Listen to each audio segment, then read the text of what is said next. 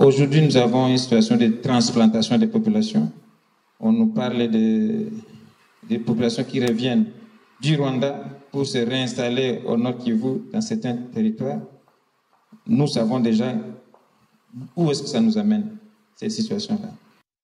Je tiens à vous réitérer mes remerciements et ceux de ma population du Nord Kivu pour votre présence en cellule. Cela témoigne des bonnes relations qu'entretiennent vos pays respectifs avec la République démocratique du Congo. Je suis convaincu que nos différentes collaborations renforcent davantage nos liens d'amitié et surtout la solidarité entre nos peuples. La guerre,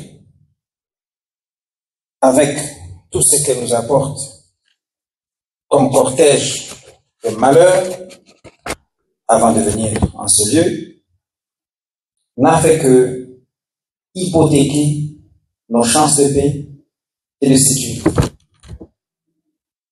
En nous apportant une situation humanitaire difficile à soutenir, catastrophique, nous ramenant très loin en arrière en matière de droits de l'homme. Dans un contexte où tout développement est devenu impossible. Et de manque total d'infrastructures de base. Bref, après tout ceci, ce sombre tableau des réalités que traverse la province Nord Kivu, son gouvernement provincial ainsi que sa population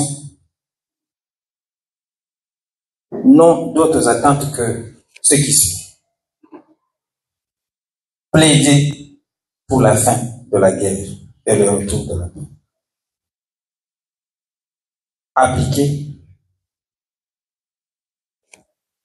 dans sa totalité la résolution 2773 du Conseil de sécurité des Nations Unies avec coercition, car son application est attendue impatiemment par la population.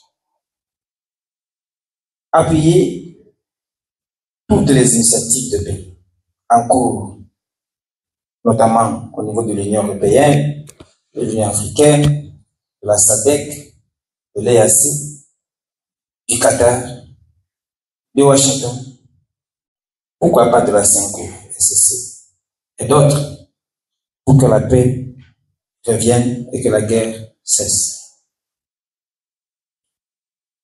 Un esprit certainement plus sage que le mien n'a-t-il pas dit: le dialogue désarme la violence, tandis que la confrontation l'exacerbe. Bon, je voudrais souligner tout d'abord que vous avez en face de vous tous les ambassadeurs européens accrédités en RDC.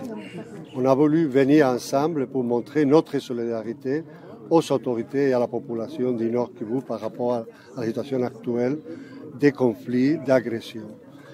Après, effectivement, une fois montré ces solidarités, on a pu échanger sur des questions d'urgence, des questions d'aujourd'hui, comment donner réponse à la question humanitaire, à la question de la sécurité, à la question des infrastructures, pour pouvoir aider à la population de Nord Kivu, aux autorités de Nord Kivu dans une situation difficile.